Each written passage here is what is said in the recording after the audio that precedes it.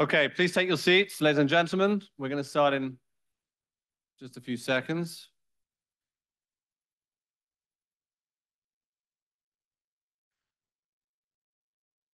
Okay, people are still coming in. Good evening, ladies and gentlemen, here with us at the Begin Center in Jerusalem, and good evening or good afternoon to those of you watching on Zoom, depending where you are in the world. My name is Paul Gross. I'm a senior fellow here at the Menachem Begin Heritage Center in Jerusalem. It's my great pleasure to welcome you to a really special event, celebrating and honoring a really special individual. I'm going to give a very short introduction, which doesn't even slightly come close to explaining describing the achievements of our guest. But I'm just going to give that short introduction. We're then going to watch a short film, and then I'll invite Dr. Efraim Zuroff to join me for a conversation here on the stage. So, as everyone knows, we are here to honor, hear from, learn from Dr. Efraim Zuroff, who opened the Simon Wiesenthal Center's Israel office 39 years ago. He was the center's chief Nazi hunter and director of its Israel office and Eastern European affairs. He was born in New York and has a BA in history at Yeshiva University and an MA and a PhD in Holocaust studies at the Hebrew University in Jerusalem. Dr. Zuroff discovered the escape destinations of more than 3,000 suspected Nazi war criminals all over the world. He facilitated the exposure and prosecution of dozens of them. He's the author of several books translated into 15 languages, more than 500 articles on Nazi hunting, Holocaust history, and contemporary Jewish life and identity. He's one of the leading spokespeople in the world on Holocaust-related issues. He was nominated for the Nobel Peace Prize in 2008. Before we get to the film, I will just read, because I think it's apposite, at the beginning of a wonderful book of tributes that I had the pleasure of reading this week for Dr. Zuroff, the daughter of Simon Wiesenthal, Paulinka Kreisberg Wiesenthal, said, among other things, while remembrance of the Holocaust and keeping the memory of the victims alive is an important issue, Dr. Zuroff, like my father, put the emphasis on finding the murderers. I always appreciated Dr. Zuroff's mission and felt that he was the one who continued my father's work. And with that, let's watch a film, and then we'll hear from Dr. Zuroff himself.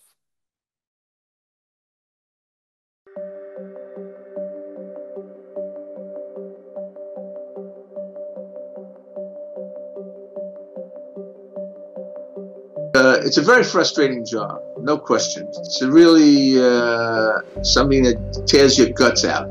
When someone who you know is guilty, for example, is acquitted, and there's also the cases of the people who die. I had a case of Laszlo Chattery, who helped deport 15,000 Jews from Košice in Hungarian occupied Slovakia to Auschwitz in '44.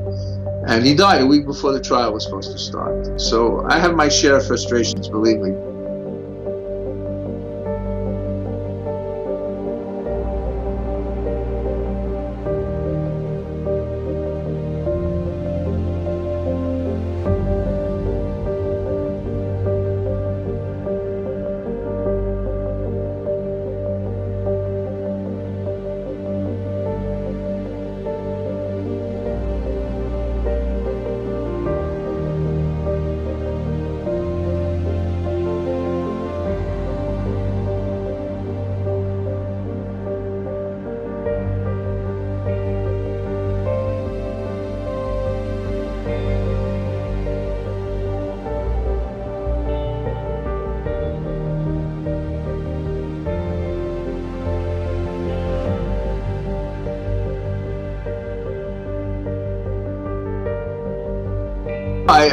I think I learned a tremendous amount, and I think that it's fairly clear to me how it happened. The horror of the Holocaust is that Nazi Germany was able to create facts on the ground which created a situation in which absolutely normal people who had no criminal background before World War II and lived normative lives after World War II, were willing to carry out the most heinous crimes against innocent people. I don't like to use the word monsters, because if it's monsters, then people feel, well, this is something that's almost incomprehensible and can't be dealt with. But they were normal people, and they have to be dealt with. The most important lesson, I would say to you, is the importance of justice. When the camps were liberated and the photographs were published in the West, certainly, the phrase was coined, "never again." And that's a very important phrase, and I am certain that the people who coined that phrase really meant it. But that's not exactly what happened. Never again is true in the sense that there never was another Holocaust. But there were many tragedies which took place of large scope against innocent people, whether it's, starting with Biafra, then you had Cambodia, you had Rwanda, you have the Rohingya now, Myanmar, you have Darfur. Mass murders of innocent people. And I wondered many times, how is it possible? The UN was created because of the Holocaust. All sorts of conventions were written. And I think, and maybe I'm prejudiced because of what I do, because of the cause that I devoted so much of my life to. But part of the problem here is that so few of the people who were involved in these crimes were actually held accountable.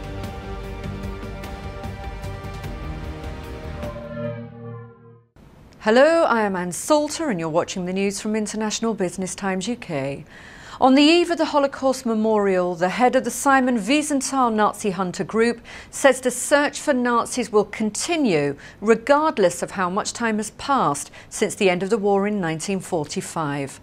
Efraim Zuroff, known as the chief Nazi hunter, is in charge of Operation Last Chance and tasked with hunting down the few remaining Nazis still alive.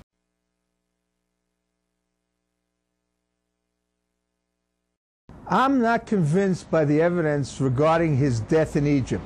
In other words, I know that he was in Egypt, and the documents confirm that he lived in Egypt, and I have no problem with that. But what I find problematic is the evidence or lack of evidence regarding his supposed death in Egypt. I think the key to any such investigation is DNA evidence, and that's really the best test that there is. And it's quite conclusive. And if you remember what happened in the case of Joseph Mengele, whose body was found 6 years after he died near Sao Paulo, the final evidence, the most convincing evidence, was really the DNA test. מול אנטישמיות גואה. Leave our country, asesino! בעולם שרק רוצה לשכוח. דוקטור אפרים זורוף, במשימה של חייו. בחמישי, צייד הנאצים האחרון. אנחנו מצאנו סוף סוף דג שמן שהיה מעורב ברצח המוני של לפחות 1,250 איש. סרט תעודה מרגש. אנחנו חייבים למצוא אותו. על מרדף של יהודי אחד. היהודי הכי שנוא בארצות הבלטיות הגיע. אחרי 3 פושעי מלחמה נאצים. בחיים לא דמיינתי שאני אהיה צייד נאצי. צייד הנאצים האחרון. Bruno Day is 93. Why do you think it's right to still bring him to justice? First of all, the passage of time in no way diminishes the guilt of those guilty, the criminals. Old age should not afford protection to people. Just because someone reaches an elderly age, that doesn't turn a perpetrator into a righteous Gentile. Here, we live in peace. You live in peace, so I come in peace. Leave our country. You have nothing to do here, mister. Get that out it's- my that country. it's Get nice, out my that country. it's- Y no tiene por qué venir gente de otros países impunemente a hacer labores de inteligencia aquí. ¿Por qué no se preocupa mejor de lo como está pasando el pueblo palestino en Israel? Eso es genocidio. Take a person who murdered hundreds of people himself. And why did he murder them? Because he was a Nazi and they were Jews. Or they were communists. Find the killer of the Palestinian people. That is genocide. Now, That's genocide. in You this don't even moment know in what the word Palestine, means. asesino. Were any Lithuanian war criminals brought to trial? Not by the Soviet Union, post. So 3 were put on trial. But the Lithuanians made sure that not a single one would serve a day in jail. Even though 2 of them were convicted, they passed 3 laws in their parliament that are absolutely absurd and that have never been passed in any parliament of any country in the world. So the first was that you can investigate a genocide suspect even if they're not medically fit. Then you can indict a genocide suspect even if they're not medically fit. Then you can have a trial with a hookup to a hospital bed. Now, none of them were required, obligated to even show up at the trials. I'll never forget, once I was at the trial of Alexandras Leleikis, who was the head of the Lithuanian security police in Vilna, whose men guarded the Vilna ghetto, preventing Lithuanians who might want to help, and there were some righteous Gentiles in Lithuania, and preventing people from escaping from the ghetto. And they were the ones who took the Jews to Ponar, this mass murder site of the Jews of Vilna. Had 100 men under his control. So he one time showed up at the trial, at his own trial. He was never forced to appear, actually. So instead of reading him the charge sheet, instead of reading him the indictment, they asked him, Mr. Leleikis, what do you have to say for yourself? He said, I did it all for my country. And he had a heart attack on the spot.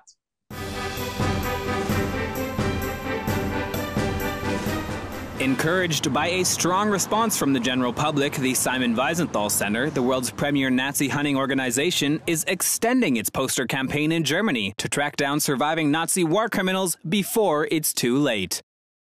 The group's campaign, Operation Last Chance Germany, seeks to mobilize Germans who might hold clues that lead to former Nazis who are still living in the country. Posters hung in major cities urge residents to submit information that could lead to an arrest, offering rewards of over $30,000 US. The operation has already netted dozens of emails and phone tips from the public. But the number of surviving Nazis is quickly diminishing, and members of the Simon Wiesenthal Center say they need to act swiftly to bring those who remain to justice. Nazi hunters were encouraged by the recent prosecution in Hungary of 98-year-old Laszlo Csatari, who was found guilty of helping to deport Jews to Auschwitz. However, Csatari died in August before the trial could be completed, highlighting just how little time there is to find the last of the Nazis. Okay, today the biggest danger in terms of preserving the memory of the Holocaust is not Holocaust denial, but rather Holocaust distortion.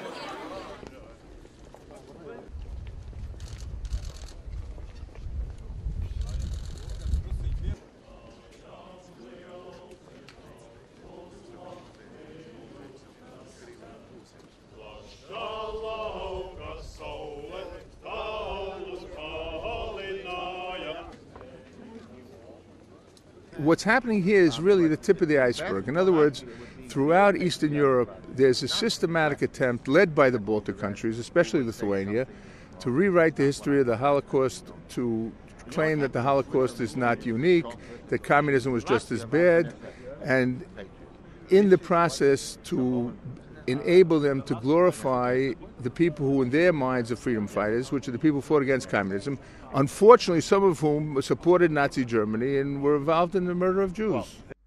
Although the Second World War ended 67 years ago, the hunt for Nazi war criminals continues at the Simon Wiesenthal Center. The center recently published an updated list of suspected Nazis who are still living. As time passes, many of them are dying without facing justice. On the eve of Holocaust Remembrance Day, the center's chief and lead Nazi hunter spoke of the importance of finding them before it's too late.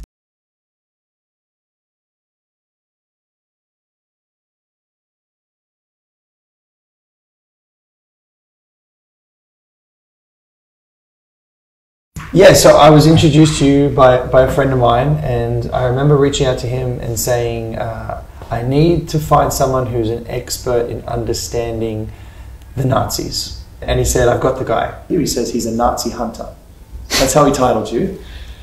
That's the truth, I am. You're a Nazi hunter. I'm the last one. The last Nazi hunter. A lot of us, and a lot of people in general, felt that Holocaust education was the best cure for anti-Semitism. It turns out it's not true. Where is Holocaust denial a very serious problem? In the Muslim world, in the Arab world, where they don't teach anything about the Holocaust, where they don't want to know anything about the Holocaust, where they have a deep tradition of anti-Semitism. So bringing people to justice, the people who deserve to face justice. You've convicted Nazis. Can you tell me a very specific story that stands out? The most important Nazi war criminal whom I helped bring to justice was a man named Dinko Shakic. Dinko Shakic was one of the commanders of a camp called Jasenovac. It's a camp where the estimate is, of the serious historians, is between 90 and 130,000 people were murdered in Jasenovac, mostly Serbs, Jews, Roma, and anti-fascist Croatians. Okay, and they were murdered in the most horrific ways imaginable. They used to take pregnant women, exactly what the Hamas did. They used to rip open their stomachs, kill the fetus, kill the woman. These Ustasha were just animals. I mean, animals don't do what the Ustasha did. Ustasha killed my grandmother's husband, and my grandmother was forced to flee the next day, or she would have faced the same fate. Yeah. You should be very proud of them. But Dinko Shakic was an idiot. He was an arrogant son of a bitch. He didn't shut up, he didn't change his name, he didn't hide, and he gave interviews after Croatia became independent. Usually, when a Nazi is exposed, or a Nazi is brought to trial, there's two answers. One is, it's not me, mistaken identity, or it's me and I didn't do it. What does Dinko Shakic say? It's me and I did it. And if I was given the opportunity to take that job over, I would do it again. Now, the good news is that he was sentenced to 20 years in prison, okay, and he died in prison. But guess what? He wanted to be buried in his Ustasha uniform. And the priest, he said the following: it's true that Dinko Shakic did not observe all the 10 commandments. Thou shalt not murder, for example. But he's a model for Croatia. That's what he said. That was his eulogy. Unbelievable. Then you wonder why people remain Ustasha fans, why there's still nostalgia for the Ustasha in Croatia. Knowing how deeply you understand the history of the Holocaust, what does Israel as a nation now mean to you with everything that you've learned and studied through history? Hey, you want me to start crying here? Yeah. If it makes you cry, what does Israel mean for you? Israel means everything to me. Everything. It's the negation of the Holocaust. Amazing. It's the answer. You're a gentleman, you're a scholar. It was a pleasure meeting you.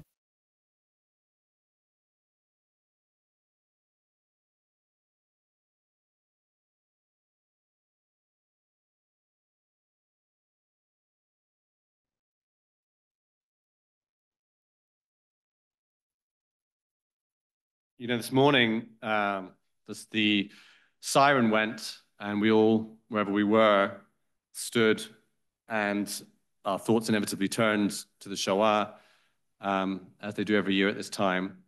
But I think it's very hard for us to imagine, most of us, I think, to imagine what it's like to be thinking about it for so long, for so much of your time, and for it to be, in the words of Michael Berenbaum, who's a distinguished professor of Jewish studies at American Jewish University, not just Efraim Zuroff's occupation, but his vocation. Michael Berenbaum wrote that this was a call from the world of darkness to a post-Holocaust Jew, an act of deep faith not only in the pursuit of justice, but also in its possibility. He has been touched by the call of the victims. Do not forget us. And it moved him to the core of his being.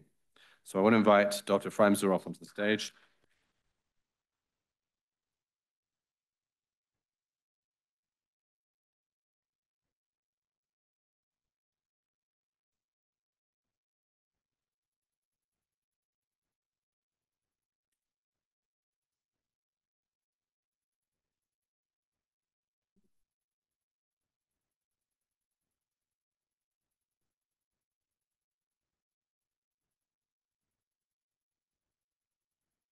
Okay, good, these work.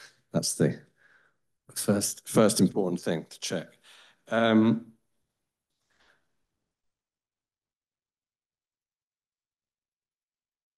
Dr. Efraim Zuroff, Effie, if I may, thank you so much for joining us. I want to start with a question about biography, about something you can tell us about your personal biography that led you to this mission, to this, as Michael Berenbaum says, vocation. Okay, so first of all, my parents are not Holocaust survivors. I think that if they had been, I doubt very much whether I could have done this work, this job. But I got a very good education, Jewish and secular education. And my parents instilled in me a very strong sense of loyalty to the Jewish people. And all of them were people who worked on behalf of the community. So this is part of our DNA. In other words, our family dedicated themselves to helping Jews, teaching Jews, and this. So I was in that sort of mode, and I'm also one of the generation of '67. In other words, the Six-Day War. The Six-Day War changed everything, and I was one of the people who were in the first round of students who registered to go to Israel for a year, because the ones who after the war couldn't have registered. In other words, they were only the ones who didn't know anything. They didn't know about the war. They didn't know what was going to happen, you know. But I have to say that 1968-69 was one of the most exciting years, I think, for the state of Israel. People from all over the world, young people, students, were coming to study at Hebrew U, at Bar Ilan, and other places. And it only strengthened my, Zionism. But I also was very active on behalf of Soviet Jewry, and I was one of those people whom Yaakov Birnbaum used to knock on the door of the dorm of MTA and YU to get people to come to demonstrations against the Soviet legation in 57th Street, I think it was. I don't remember exactly, but so all of this together, in other words, as far as the search for justice, a large part of that was when I met Simon Wiesenthal. Mm. And to be perfectly honest, I had no interest in any of this. And I hadn't read a single book of Simon Wiesenthal. But Simon Wiesenthal came to Los Angeles. I had to go to Los Angeles 8 years after I made Aliyah to get documents to complete my doctorate. So I was looking for a job, for temporary jobs, and I was selected by Marvin Hyatt to be the first academic director of the Wiesenthal Center. And the first event that I attended in that capacity was the Hollywood movie called Boys from Brazil, the book based on Ira Levin. Gregory Peck, right? Gregory Peck was one of the actors. And Simon Wiesenthal came for the premiere because the premiere was a benefit for the Simon Wiesenthal Center. And I spent some time with him, and he told a story that I'll never forget as long as I live. He said like this. He said that he's not that, he's not very observant religiously, but he believes in the world to come. And he believes that after the survivors pass on, they will meet the victims, and the victims will ask them, no, you were the lucky ones. What did you do with your lives? Now, Simon was an architect by profession. And in theory, he could have made a fortune doing his job in a rebuilt Europe. But anyway, he said, so one person will say I was a lawyer or a teacher. Another person will say I smuggled American cigarettes into DP camps. I'll I'll tell you that I didn't forget you. That's what I did with my life. Wow. And that really resonated with me. And I've used it many times, quoting Wiesenthal, of course. I didn't quote myself, but it's a fantastic way of expressing his dedication to respect the fate of the victims, let them be remembered, and try and teach the world a lesson. Right. And this was your appointment at the Simon Wiesenthal Center was after you'd already studied at Hebrew University. Yeah, I already had with the late great Yehuda Bauer. Right. Right. Right. So Yehuda Bauer was a fantastic teacher. First of all, a fantastic teacher.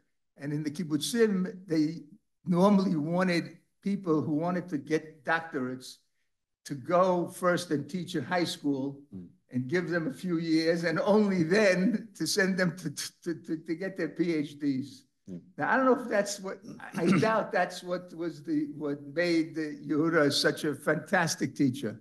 He was the most charismatic teacher I ever met in my life. And listen, Mondays in 2 to 4 in Mesa building of Hebrew U, he had his course, and everyone would walk out of there and wanted to devote their lives to dealing with the Shoah. I tell you, it was amazing. It was absolutely amazing. He was so interesting, so engaging, so, you know what I mean, and so friendly. And some of the people like him who came from the kibbutzim of Shomeret Zair didn't like American Orthodox students. They had a little prejudice against us, I think. But Bauer never had any prejudice against me or any of the others. And he was just, it's such a loss, believe me. I miss him so much. And so many of the people that you'll meet who deal with the Shoah are the students of Yehuda Bauer. Right, right. So there are obviously dozens of things we could discuss, and we'll try and cover at least some of them, and we'll get to different parts of the world. I do want to, because our audience, both here and on Zoom, is an English audience, an Anglophone audience, I want to speak a little bit about your experiences with the English-speaking countries, the Anglo-Saxon countries, because there's a very interesting story to tell about the different ways that the United States on the one hand and Britain, Australia, Canada, and New Zealand dealt with the question of Nazis who had, as it turned out, been hiding in those countries, had fled to those countries. So can you tell us a little bit about that significant difference? First, let me give you some figures. The country that admitted the most Nazi war criminals, the Anglo-Saxon country, which admitted the most Nazi war criminals after World War II, was the United States. 10,000, that's the estimate. After the United States were Canada and Australia, who both welcomed thousands of Nazi war criminals. By the way, we're not talking about Germans. We're talking about Eastern European Nazi collaborators primarily. Right. There were very few Germans who ran away to the Anglo-Saxon countries. The Germans ran away to South America, and there were 2 networks that facilitated their escape. One was run by an Austrian bishop called Alois Hudel, who was the head of a seminary in Rome. He gave the people a choice of where to go in South America or to go to the Middle East. It was either Egypt or Syria. That's one. And then there was a Ustasha priest, Kronislav Dragonovich, who also ran a network, and he was the one who helped people like Ante Pavelic. Ante Pavelic was the head of state of the independent state of Croatia, who initiated 3 genocides. Genocide of the Jews, a campaign to kill all the Jews, all the Serbs, and all the Roma. And of course, they were also against the anti-fascist Croatians. So those were the 4 groups of enemies, and they went to Argentina primarily.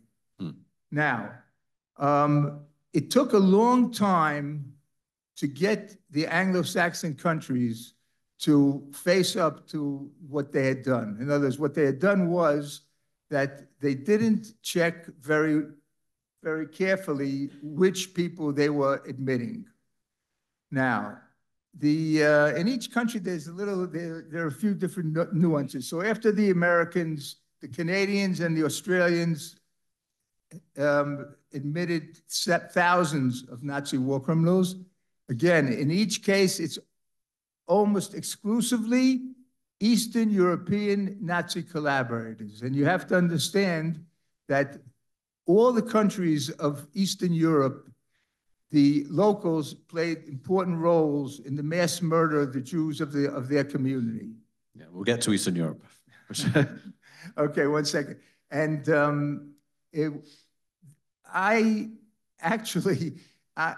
there's an interesting story about a rumor that Joseph Mengele was arrested and released by the United States Army in 1946. And the Simon Wiesenthal Center had requested all the documents dealing with Joseph Mengele that were in the archives of the United States.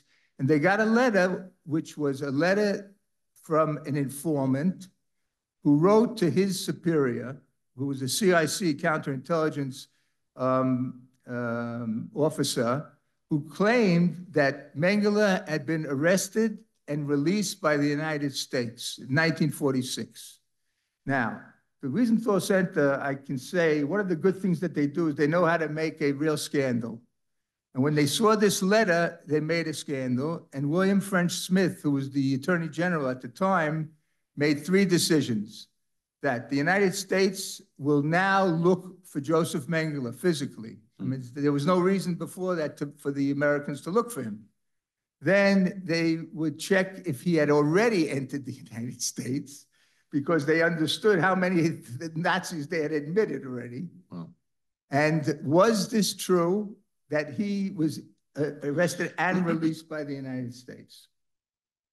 Now, so I was working for the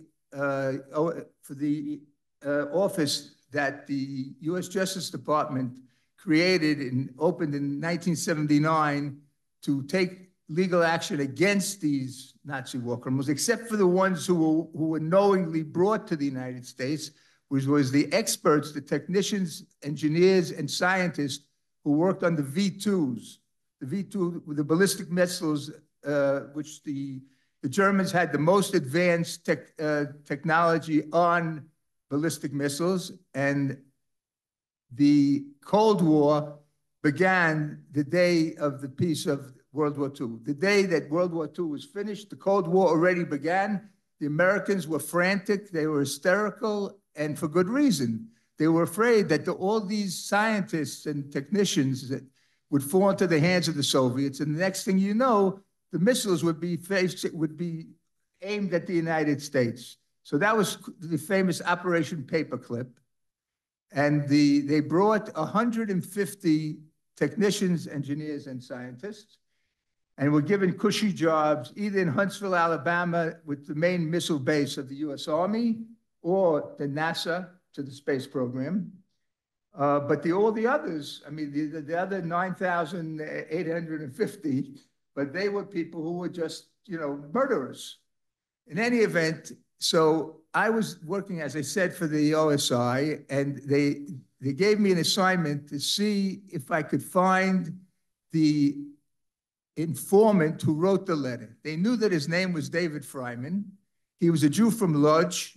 He was deported to Auschwitz in the deportation to Auschwitz in late 44. And how do you find him? It's over 40 years since the end of the war.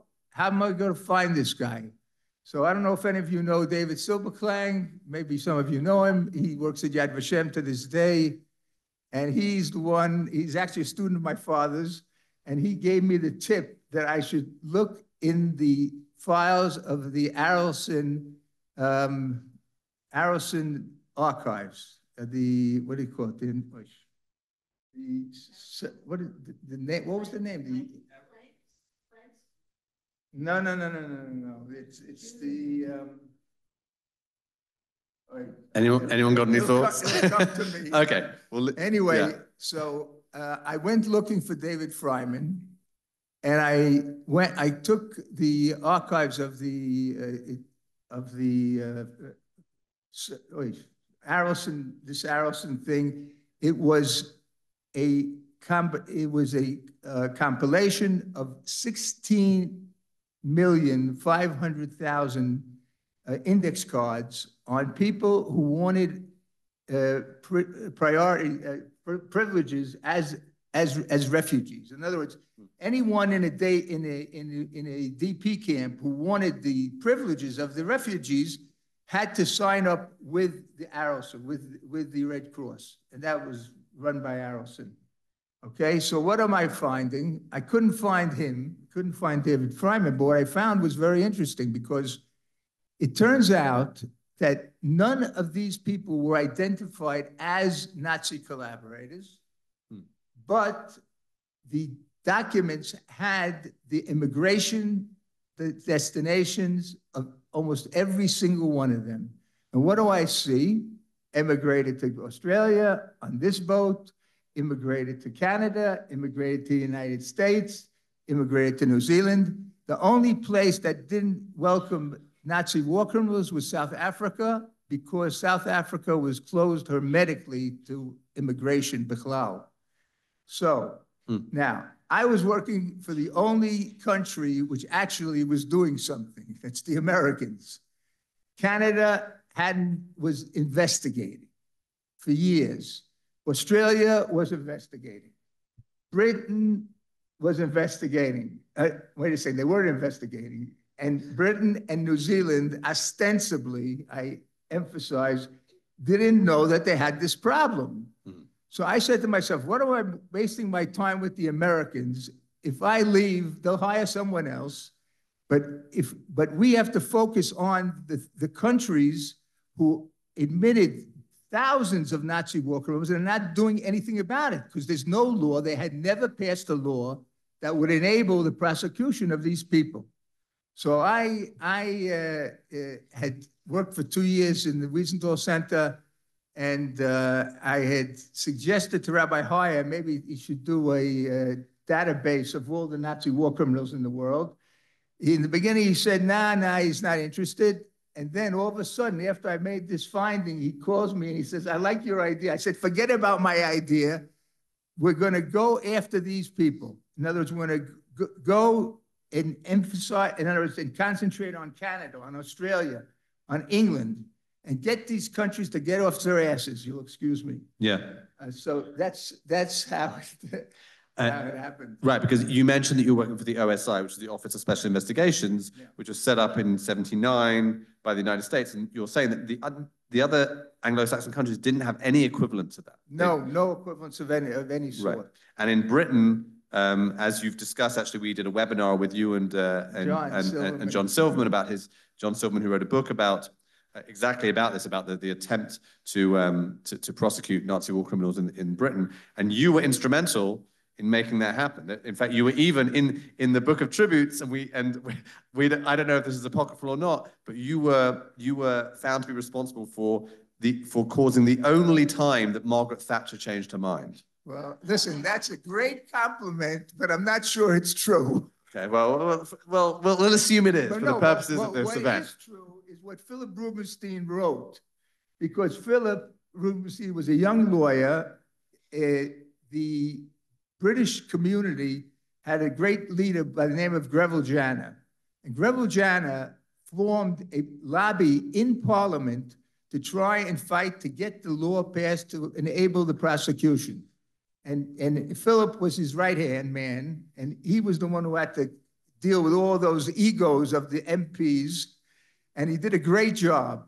And thank God we won. But it took us 4.5 years to get it passed. The House of Lords rejected it 3 times, but the 3rd time didn't count. And each time that the bill was presented to Commons, the margin of victory was larger and larger and larger. And by the end, I mean, it was obvious that the public wanted to pass the law. But the problem was that they, once the law passed, they were hampered by a few problems. One was they didn't want to hire any Jews. No, this is serious. The government unit that was supposed to bring these people to justice didn't want to hire Jews because they were afraid that they'd be accused of being prejudiced, having an agenda, being prejudiced against them. Right. Another thing was that they insisted that they had to have a witness who had personally seen someone commit murder. I mean, this is crazy, absolutely crazy. You had people from the Aris Commando. The Aris Commando is a Latvian death squad. And they were killing thousands of Jews, tens of thousands of Jews, first in Latvia and then in Belarus. But no one wanted to admit that they had seen people commit. And the same thing with a person, a Lithuanian officer of a death squad, Antanas Gekas or Getsevičius, who sued me for libel. And there were people from that unit who actually, there was a trial of the Soviets. The Soviets put him on trial, but he had already been in Scotland, so he ran away. But they said they had that testimony that Gekas used to go around the pits, and if he saw anyone who was still moving or alive, he used to shoot him with his pistol. He was a mass murderer. And and there were people from that unit, from the 12th Lithuanian Auxiliary Police Battalion, which was sent by the Nazis to Belarus on October 4th, 6th, 1941. Yeah. And they murdered at least 20,000 Jews. But no one who came to Britain was willing to say, I saw Antanas Gekas commit the crime.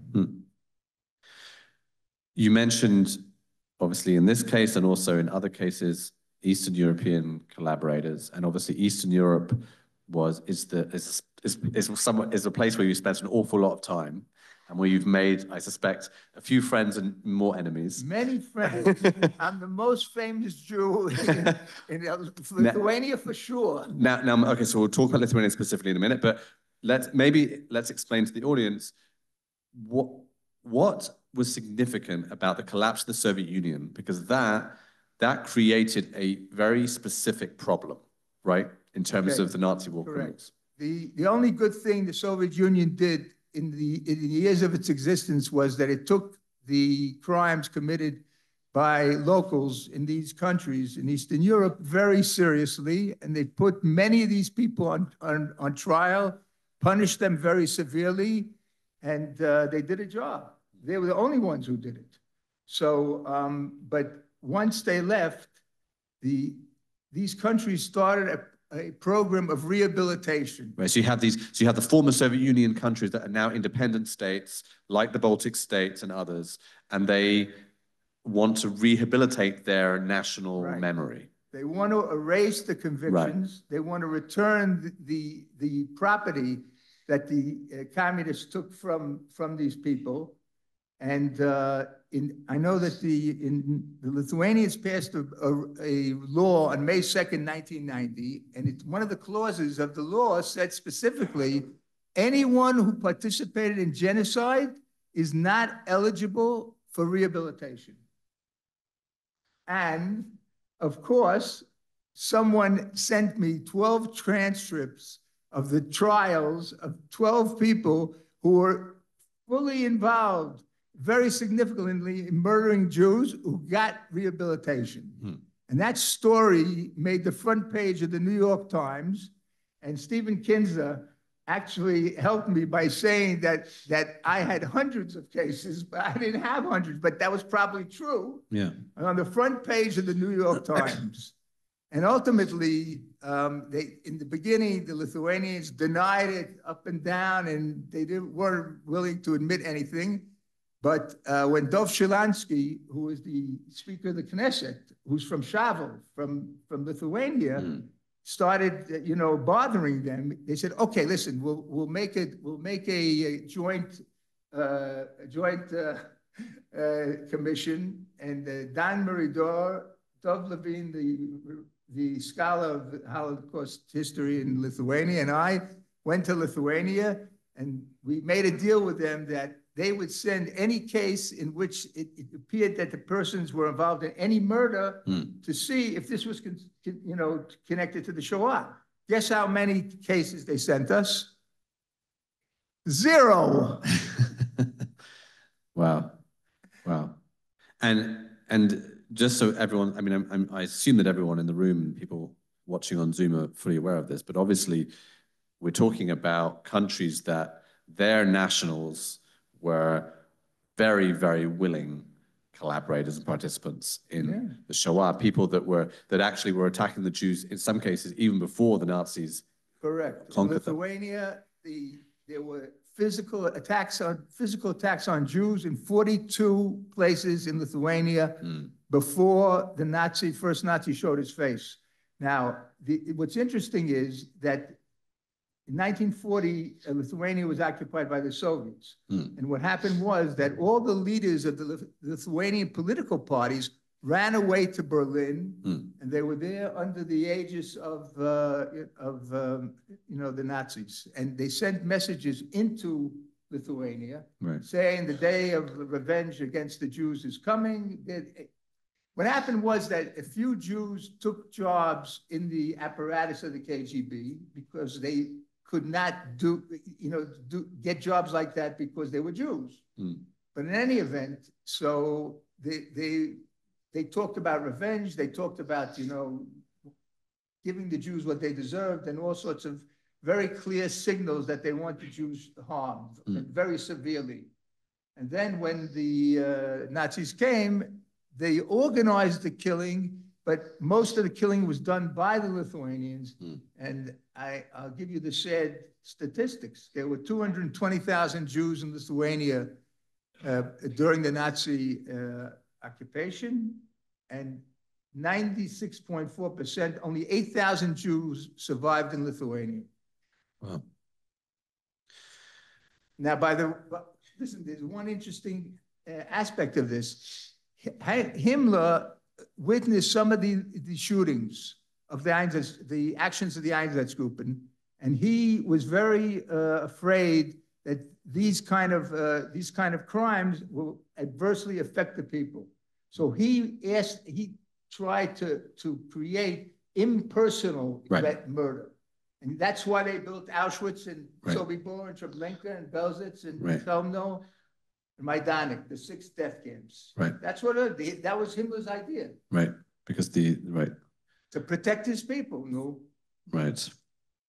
And in the video that we saw at the beginning, you mentioned this phrase Holocaust distortion, which is distinct from Holocaust denial. And this is part of what we're talking about now when we talk about places like Lithuania and other places in Eastern Europe, where their need or their claimed need to rehabilitate their own national image and revise their own history leads them to downplay or completely or ignore This week, we learned that a court in Latvia exonerated Herbert Cukurs. Herbert Cukurs was a national hero in Latvia because he built his own plane, flew to Gambia in Africa, flew to Japan, flew to Palestine, actually gave a talk about Jewish life in Palestine in the Jewish Center in Riga. Wow. And then he joined the Ares Commando. And he was leading one of the major officers in the Ares Commando that murdered tens of thousands of Jews, both in Latvia and outside Latvia. So about 15 years ago, the people behind this are his family and the fascists, the extreme right-wing Latvians, who want to bring him from Brazil. But the problem is, guess who killed him? The Mossad. He was the only person who was ever executed by the Mossad. And he was chosen because the Mossad, Israel was very concerned about the lack of justice, and they wanted to choose a a case which, for legal reasons, could not be brought to trial. And that was the story with Tsukos. He'd ran away to Brazil. The problem was that in Brazil, there's a death penalty for murder. So they made sure that they sent a Mossad agent, Yaakov Medan, tremendously skilled and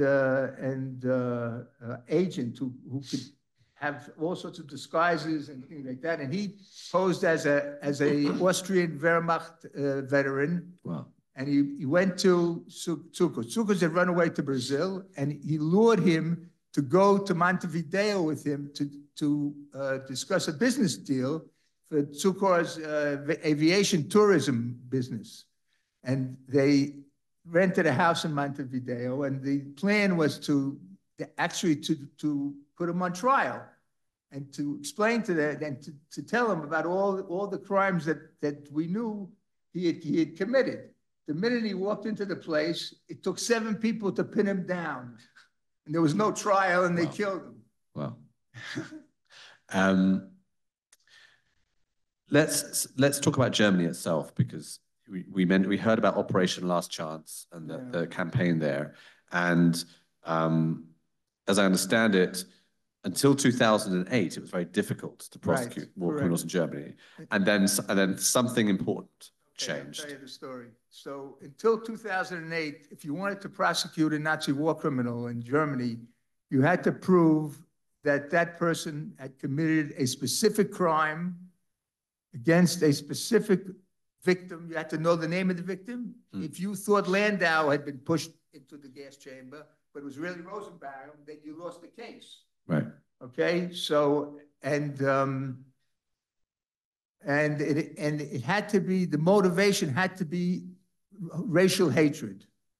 In other words, person committed the crime because of racial hatred. That's hard to prove 70 years later, right? Yes. So 2 tzaddikim, really, Chasidei Moto Olam, 2 German lawyers, Thomas Walter and Kirsten Getzo, wonderful, wonderful people who were really so disappointed, so upset by that, went to their boss in the central office for the clarification of Nazi war crimes and said, "Why are you insisting on bringing these people, charging them with murder? Why don't you charge them with accessory to murder?" And that way, you don't have to fulfill all those conditions. So what's interesting is that I don't know how many of you know where these plotters of 9/11 were living before they went and destroyed the Twin Towers. But they're living in Hamburg, and the Germans had their own problem and the Germans wanted to bring them to court, and they brought them to court on accessory to murder. Yeah. And maybe that was one of the things that gave them the idea to switch to accessory to murder. So we had 8 trials. Only 1 was stopped because of medical reasons, and we got terrific verdicts. And one especially was a verdict by a female judge by the name of Anne Meyer Goring. We checked; she's not related to Herman. Okay. And she fought like a lioness, I'm telling you, because the trial that she was involved in was in the middle of Corona. And there was a danger that they would just end it, because of Corona. She fought, and that trial took place, and she came up with a fabulous verdict, which simply said, any person who worked in any capacity in a camp like Stutthof, and that's where the person was he was a watchtower guard in Stutthof, Bruno Day, is guilty. There's no such thing as a small cog.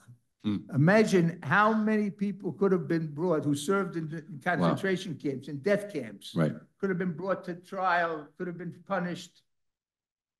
Right. So just being a guard at a death camp, you're an accessory to murder, according to this. Yeah. I was struck when I was looking at that wonderful book of tributes. So there were very warm words from a number of luminaries, including the former president of Croatia, I'm going to butcher his name, I suspect, but Stepan Message. And he mentioned that his predecessor, Franjo Tudjman, was not interested, and I wasn't hardly interested in speaking. Fair enough. That son of a But bitch. yeah, so no. But what I wanted to ask was that it's an interesting example of how important political will is, right? So a change at the top, from Tudjman to Message, right. And suddenly you have someone to talk to and someone who's willing to do something. Exactly, and it's the president. Right. And I think the main thing that I learned is that if there's no political will to bring people to justice, you'll never be able to succeed. Right. That's the bottom line. And just to go back to, as we talked about Eastern Europe as the sort of big sort of battlefield for what we're talking about today, or let's say recently, in recent years, have you encountered leaders that are willing to work with you on this, that are willing to prosecute? Capital N-O. Nowhere. To work with us. Listen, you could tell what goes on in the country and what chance you have of succeeding and bringing people to justice is number one by the journalists. Yeah. We couldn't find a single journalist in the Baltics who was an Estonian, a Latvian, or a Lithuanian who was on our side. Wow. Anyone who was on our side was a Russian living in the Baltics. Interesting. Right? I mean, they used to see the caricatures of me, and the captions were unwelcome guest. I wanted to ask, can you tell? Can you give us a story about some of the enemies that you've made in doing what you're doing? Listen, the enemies that I made are so many that it's very hard to choose. But listen, the most serious newspaper in Lithuania is Lietuvos Rytas. So one day I see on the front page of Lietuvos Rytas, I see a picture of myself, okay, and above my head was a sign saying stop. And it said, the quote was, "Those who commit the crimes have to be held accountable. But as far as they're concerned, stop Zuroff. That's more important." Right. And I should add, you're still writing today. You're still commenting on things. And if anyone saw today's Jerusalem Post, there was a piece by Efraim about a very interesting topic which I didn't know about, which was a specific transport from Theresienstadt, which rescued Jews from Theresienstadt. And the interesting thing about it was that it was organized by this group of Haredi rabbis in the United States, the Vaad Hatzalah, and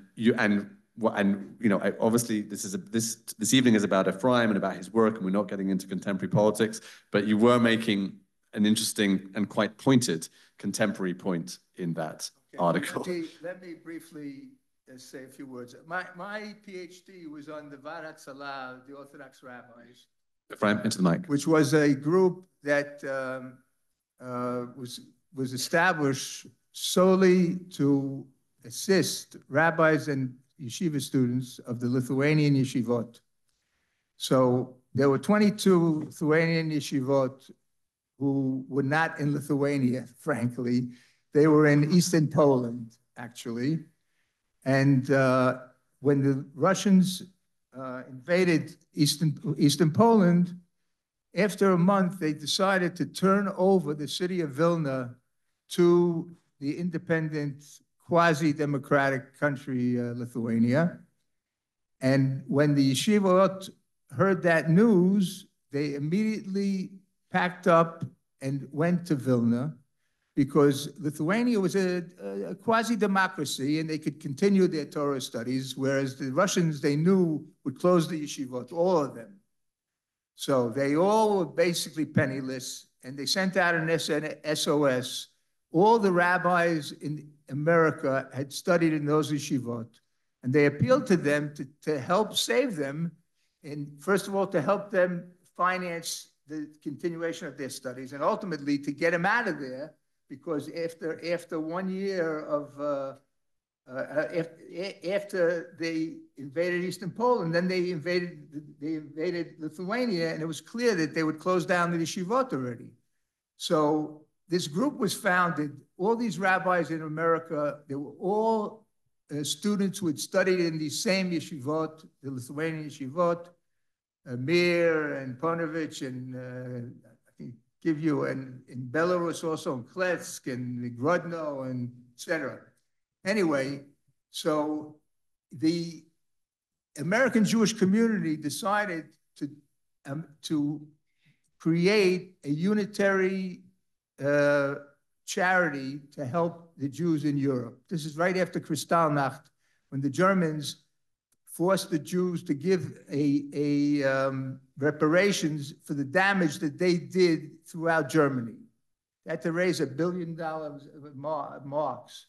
In any event, the rabbis did not want to join this group. This group was made up of the Joint Distribution Committee, the National Refugee Service, that's to help the new immigrants who were running away from the Nazis, and the United Palestine Appeal, which is to help the Yishuv absorb immigrants and help the Yishuv Bechlal in general. Anyway, they refused. Why did they refuse? Even though the Joint, which was made up of 3 different components, and one of them was an Orthodox component, Central Relief Organization, the rabbis who had the most influence, there were no Orthodox rabbis who had any real power there in the Joint. It was all Reform and conservative. And they, and when the people who joined together went to the rabbis and said, why aren't you joining us? I mean, we had a very successful campaign, and we need a lot of money, and we want to do things together. But the rabbi said, no. We'll only take money from people who daven in the shtiblach. Well, it didn't take them long to understand that if you want to get some money to try and save people, you won't be able to get enough money in shtiblach. So what did they do? They went to the federations and they threatened them. If you don't give us a certain amount of money based on the number of Jews in the city or in the town, we will make a special appeal in your city. And the people in the Federation didn't know what to do. They didn't know who this Vadatzola is, who these people are. Is this for real? Are they helping the students? Are they not helping the students? Geferlach. In other words, so they were at odds with everybody, okay? And they continued until 1943 to only deal with rabbis and yeshiva students. They helped the rabbis escape from Lithuania and end up in Shanghai. They got people to get to the United States, et cetera, et cetera. But in 43, they began to realize that everyone in all the Jews of Europe, especially they were worried about Hungary, which had not been invaded yet by the Nazis, they decided we are going to try and get the Nazis to stop the murders of the Jews. Now, this sounds a little far-fetched, but in 1942, a group of Slovak Jews headed by Rabbi Michael Dov Weissmandel and Gizzy Fleischman. Gizzy Fleischman was the head of the Zionists in Slovakia. They formed an underground within the Judenrat, the formal Judenrat that the Germans appointed.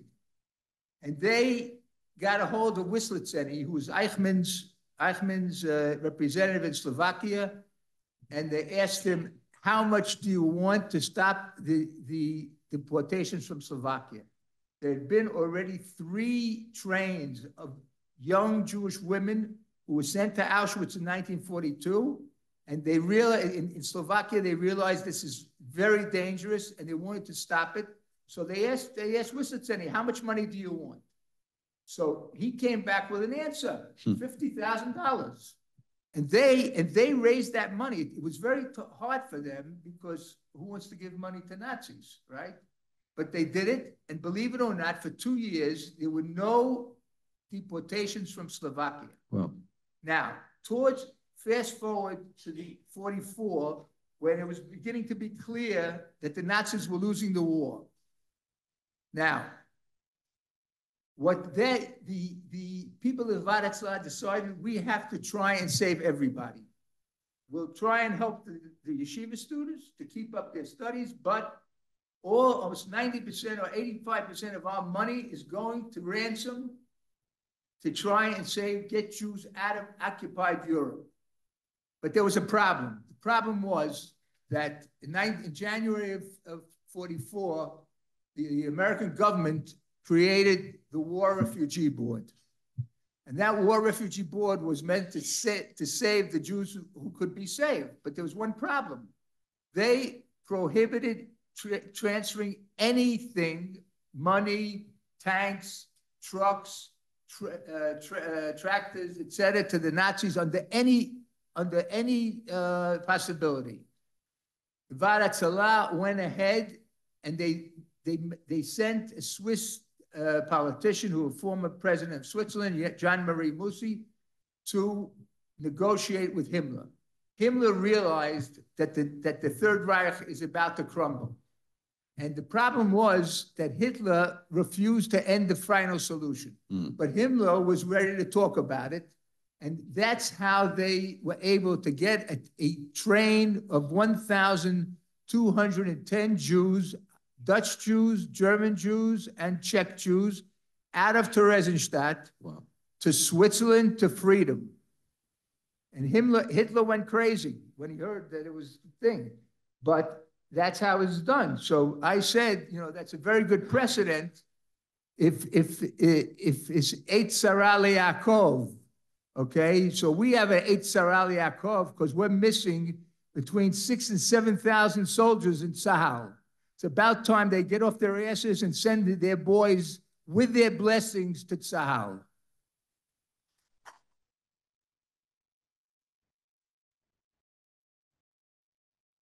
Okay, thank you. So I wrote the article today. It's in Jerusalem Post. What? Okay. No, listen. I'm not afraid of politics. Believe me, everything is politics. Everything's politics. Also, I have to say, judging by the applause in the room, that was quite a popular opinion. Okay, before we go to questions, and we will go to questions, I want to invite a personal friend of Efraim Zuroff's, who is himself a great Israeli fighter for truth and justice, and the president of NGO Monitor, Professor Gerald Steinberg. If you can join us.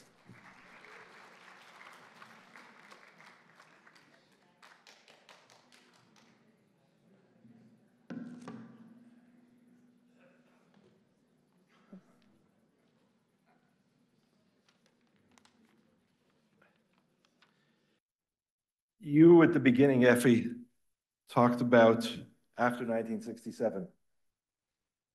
I came a couple of years after you, but basically in that same generation.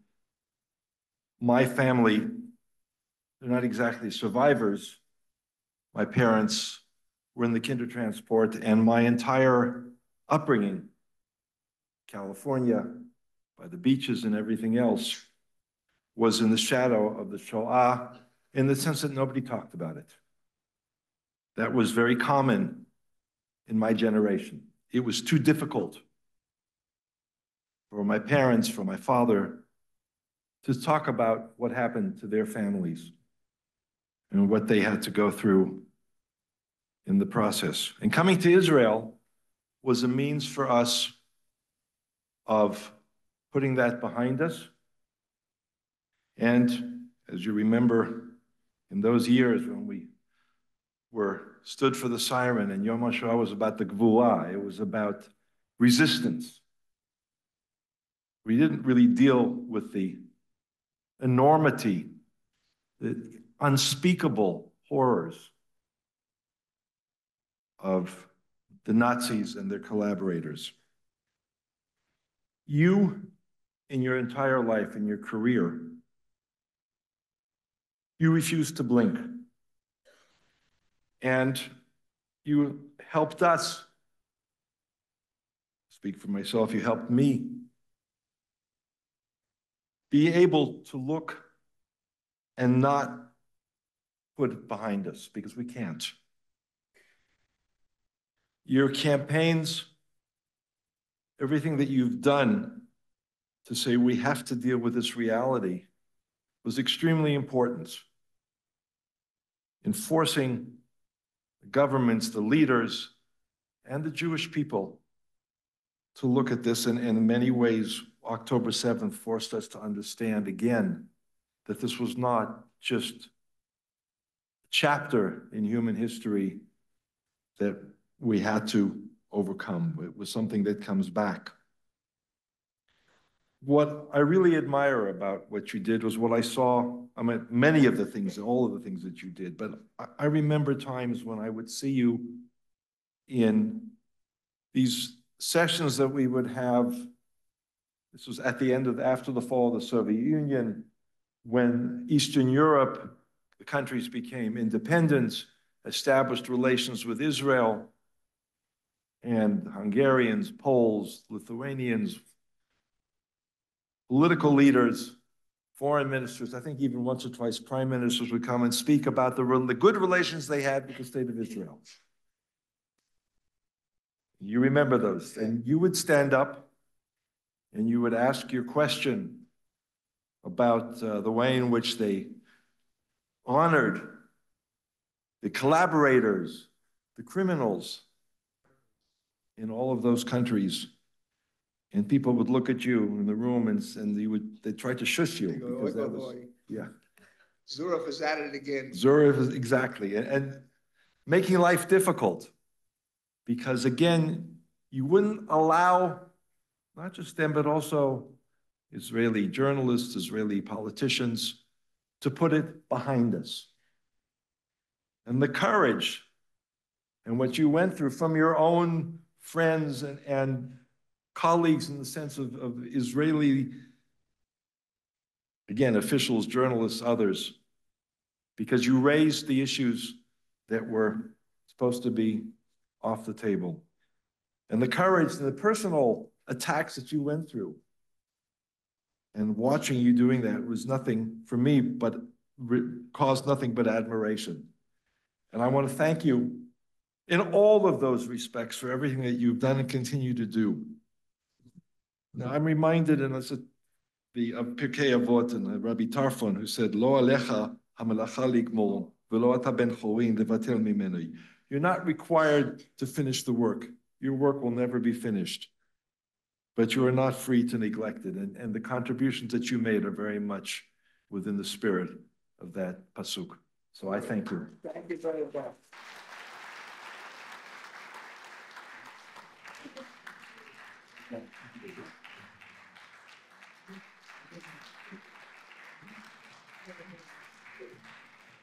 Okay. Thank you very much, Professor Gerald Steinberg. I think we can all concur wholeheartedly with those words. Okay, I'm going to ask my colleague to take a mic here. Okay, so we have a bit of time for questions. Please keep the questions short, and please let there be an audible question mark at the end. Yes, the lady here in the front. You need to set the standard, madam, for short questions. Why was your nomination for the Nobel Prize not advanced? And is there a chance that'll be submitted again? Okay, first of all, I was only one of 194 candidates. So it was a little tough, you know, if an American in Efrat, living in Efrat, who was nominated by Serbia, give me a break. Firstly, thank you very much for that perfectly succinct question. Also, I should remind everyone, of course, that the list of Nobel Prize laureates includes people, luminaries such as Yasser Arafat. So there's quite an, it's not a guarantee of some sort of positive positive position. Yes, my friend Jeff here. The white shirt. Just a second, wait for the mic, please.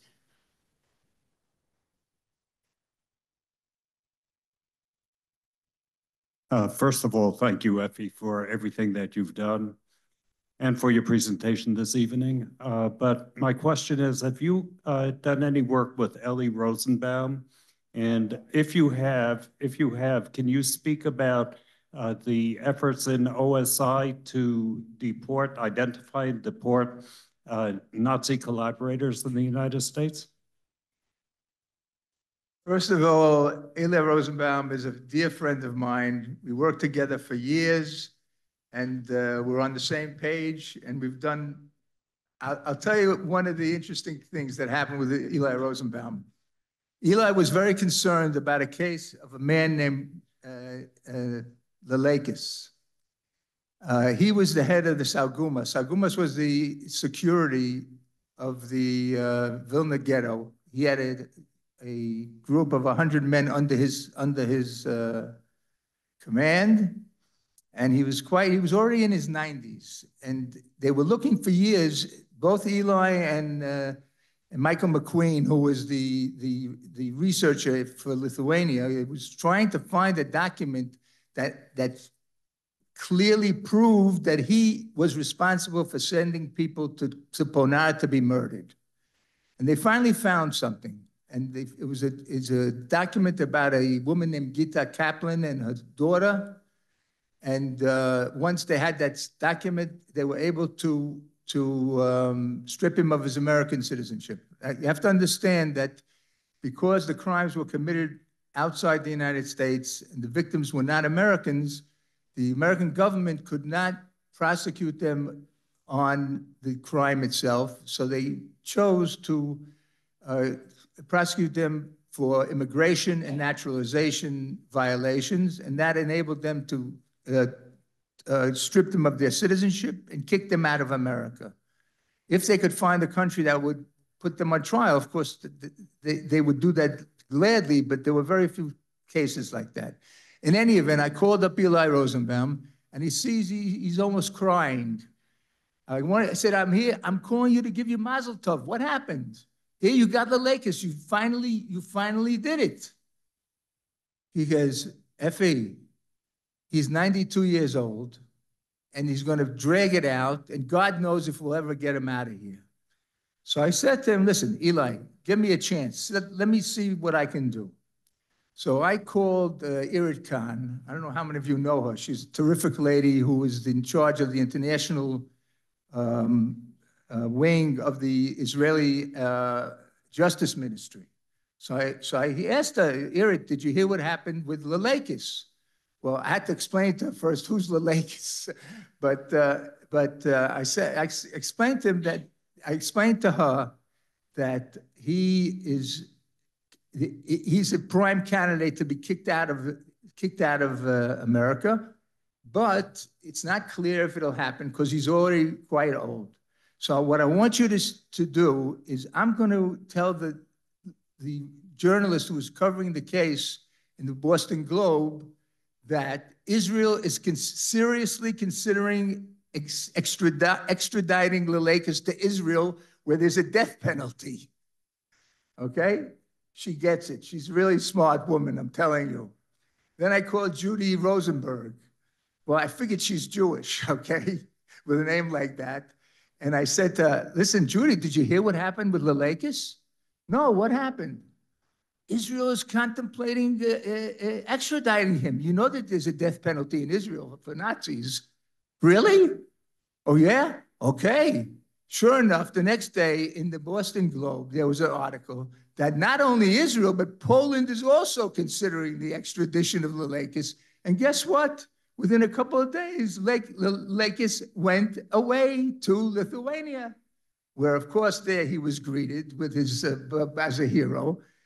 But they put him on trial because they were under tremendous pressure from the United States to put him on trial. Anyway, but he never showed up to trial except for one case, one time. And I happened to be in the courtroom at that time. And instead of normally when someone comes to a trial for the first time, you read him the indictment and you read him all about the crimes that he committed, right? Right, Ann?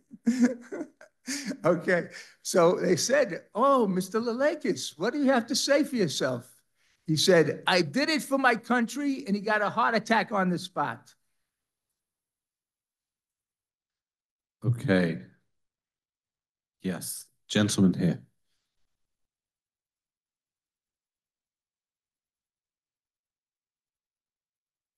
Thanks, Efraim.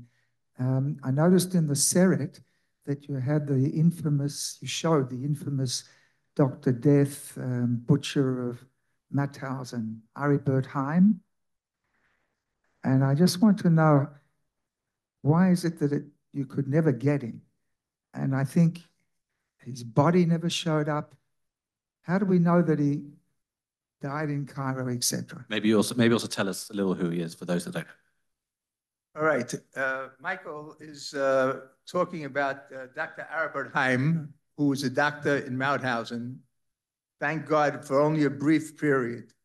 But what he used to do was any person who came to his clinic, instead of healing him, he used to shoot fennel into their hearts and murder them. And he murdered many inmates, but he wasn't there that long, but he's one of the symbol of the Nazi doctors. Now, the reason that he wasn't found was very simple. He returned to Germany. He opened up a practice as a gynecologist, of all things. And he was in Baden-Baden. He was living in Baden-Baden, southern Germany. And they were about ready to put him on trial in Germany, and someone tipped him off, and he ran away first to Spain, then to Morocco, and eventually to Egypt. Okay? And no one except his family knew that that's where he was. Now, I don't know if you know the law in Germany, but family members are not prosecuted for helping criminals. So his family was helping him the whole time. And then he got worried though so he went to Morocco, and then he ended up in Egypt, and he was very worried when Egypt made peace with Israel.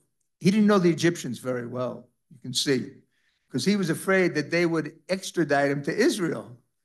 So what did he do? He converted to Islam. Now, what happened was Islam has some similar things, similar laws like Judaism, and autopsies are not allowed. Now, before he died from colon cancer, so he suffered a lot. So Baruch Hashem. In any event, so he told his son who visited him, and the family knew where he was, and they wouldn't tell him. They wouldn't tell the people from law, from the lawyers and the government. And anyway, so he said he wanted to donate his body to science because he's a doctor, right? Anyway, the problem was that, as I told you, first of all, since they stole the body, okay? So they couldn't bury him in a normal grave. So what they do, they dumped him in a mass grave for paupers. That's why we couldn't find the body. Understand? But what's the sense of wasting time finding the body? The guy's dead, so. Okay, yes, Greer.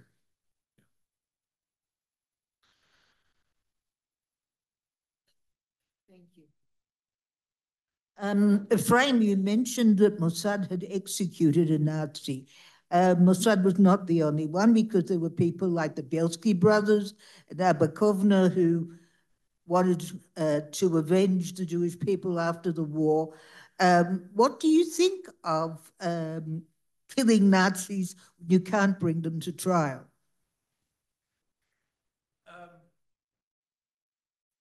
One second. First of all, as far as the revenge, the Nokmim, the Avengers, were survivors of the camps, survivors of the partisans, etc., a group of about 50 people. And they had two plans, Plan A and Plan B. Now, Kovner was not with them any of this time while they were trying to, use those plans.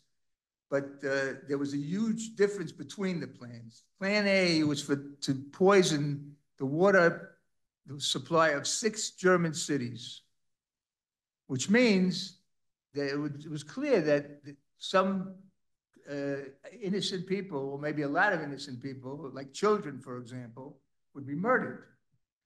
And the Yishuv did not give the Nokmim the green light for that plan. And instead, so they tried the Plan B. Plan B was to poison the loaves of bread in a camp of SS prisoners, which is a totally different story than Plan A. But unfortunately, they screwed it up, and they didn't know how to apply the poison to the loaves of bread. So a lot of people got diarrhea, but no one was killed. Okay, this will be our last question.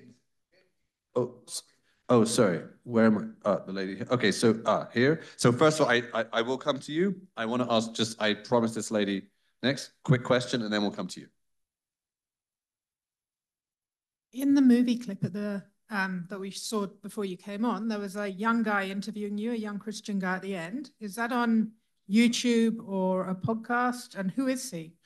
Oh, it was a question about, in the film, who was the young guy who was interviewing you at the end? The one with the beard. There was with an Australian accent. There was an Australian who was interviewing you in the film, right at the end, who, with a beard, Nathaniel. That's Nathaniel Buzelich, okay? He is a very famous actor from Hollywood. He lives in Australia, but his career is in Hollywood, and he loves Israel, a little too much sometimes. And he is one of the biggest defenders of Israel, and he was very curious about the impact of the Shoah and things like that, and I tried my best to explain it to him. Okay, nice short question and short answer. Okay, yes, the Lowry gentleman here. Just a second. Wait for the microphone, please.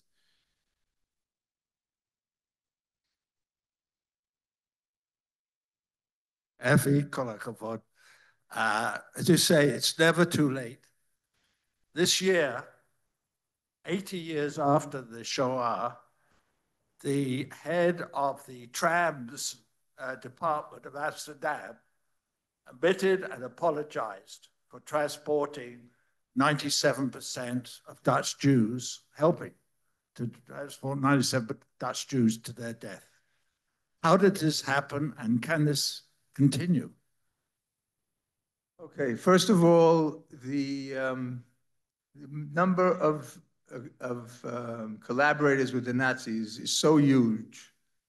And in every single country, there were people who volunteered to help the Nazis. There were some people who did it under duress. But I mean, if any effort would have been made to bring every single Nazi to justice, it would have taken 500 years, which obviously is not realistic. But listen, in Holland, let me give you a figure. 24,000 Jews were hidden by the Dutch resistance. 1/3 of them were reported on to the Nazis by Dutch informers. That's the story. Okay, this lady has been very insistently putting her hand up. This is going to be the very last question. Wait for the mic, please. Wait for the mic. I'm interested to know how the Nazis fared in Syria. In Syria, they were welcomed. sorry, let me just clarify. You asked about Nazis in Syria, how the Nazis fared, the Nazis that fled to Syria. Yes. Okay, so as I mentioned before, Alias Hudel, the head of the network, Escape Network, gave the criminals a choice either to go to South America or to the Middle East, and that was either to Egypt or to Syria. The only one that we know of there were two who went to Syria. One of them was Ayos Bruna, who was the Eichmann's right-hand man and responsible for the deportation to death camps of 128,000 Jews. He was an advisor to Assad's father, Bashir's father, in terror, and how to terrorize and torture people who were enemies of the Assads. And the Mossad, in this case, Yitzhak Shamir, don't ask how I know this, is the one who sent him 2 letter bombs. In one, he lost his left eye, and in the other one, he lost three fingers. So not very well is the answer to your question. How do they fare in Syria? Okay, ladies and gentlemen, we're going to end questions here. I want to end with I quoted Michael Berenbaum earlier, who wrote in the tribute book for Efraim. He wrote this very nicely. He said that the task of pursuing these perpetrators required the instincts of a detective, the discipline of a scholar, the political resources of a social activist, and the restraint of a diplomat. And I think, and to the extent that you demonstrate all those qualities, I think the Jewish people are blessed that you came along to do what you did. And we thank you and we honor you for your work and your achievements over a very long career. And it's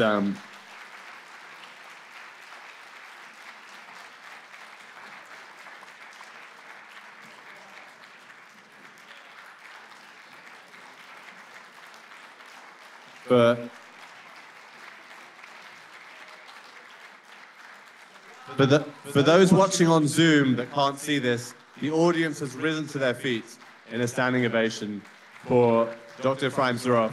Thank you, everyone. Dr. Efraim Zuroff.